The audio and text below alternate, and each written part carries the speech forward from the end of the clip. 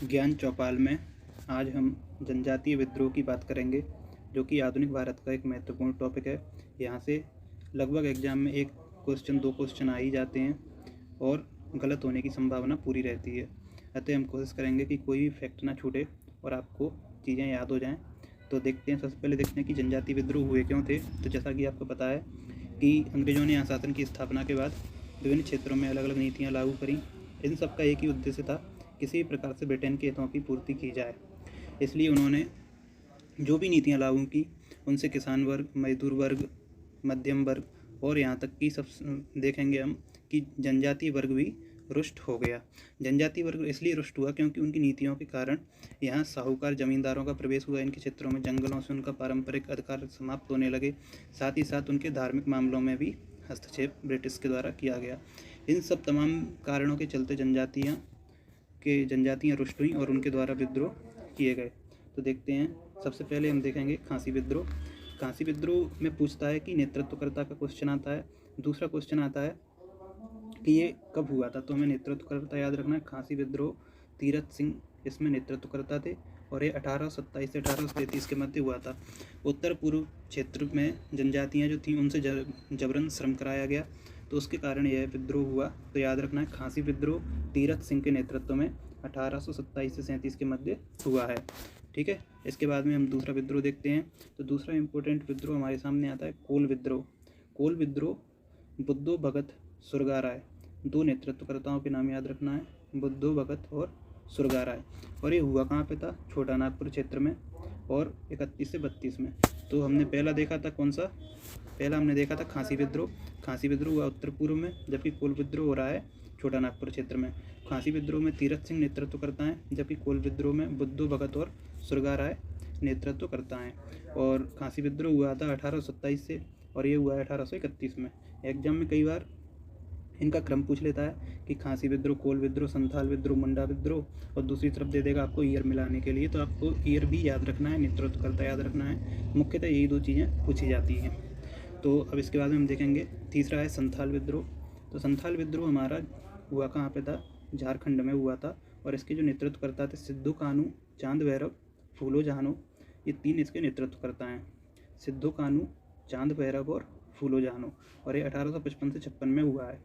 ठीक है, तो खांसी विद्रोह हुआ था 1827 से, कोल विद्रोह हुआ 1831 से 32 और संथाल विद्रोह जो है आपका 1855 से 1856 के मध्य हुआ है। इसके बाद में हम देखेंगे मुंडा विद्रोह। मुंडा विद्रोह बहुत इंपॉर्टेंट है। ये मुंडा विद्रोह हमारा 1899 में हुआ है, जबकि संथाल विद्रोह 1855-56 में हुआ था। तो एक क्रम से दिए हुए हैं आपको। सबसे पहले खांसी विद्रोह 1827 में, फिर उसके बाद में कोल विद्रोह देखा था हमने, कोल विद्रोह 1831-32 में हुआ था। उसके बाद हमने संथाल देखा, संथाल 55 से 56 में हुआ। और उसके बाद मुंडा विद्रोह 1899 में हुआ। तो यह मुंडा विद्रोह जो था यह किया गया था बिरसा मुंडा के नेतृत्व में। इनको हम धरती बाबा भी कहते हैं। मुंडा विद्रोह को उलगन विद्रोह के नाम से भी जाना जाता है। इसका लक्ष्य क्या था? ब्रिटिश सरकार का उन्मूलन करना, उनको कर्ज ना दे, मतलब किसी प्रकार का, यहाँ पे कर आएगा, किसी भी प्रकार का कर न देकर एक मुंडा राज्य की स्थापना करना, एक ईश्वर बात पर बल देना, शोषण मुक्त समाज की स्थापना करना।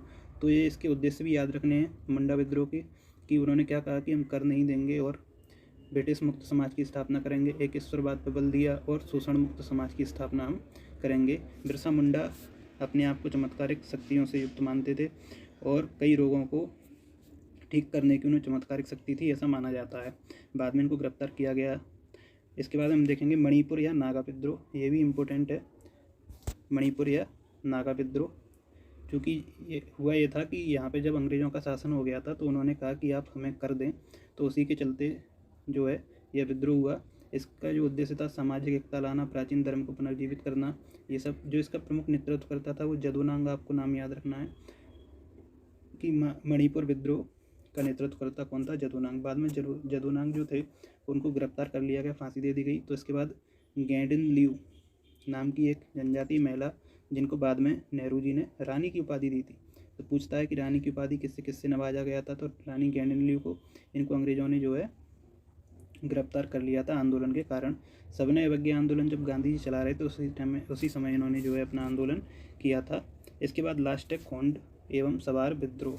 खोंड एवं सवार विद्रोह का जो प्रभाव था वो पूर्वी भारत में हम देखेंगे मुख्यतः पूर्वी भारत में, जैसे कि उड़ीसा से बंगाल, मध्य भारत तक इसका जो है प्रमुख विस्तार आपको याद रखना है, पूर्वी भारत में था।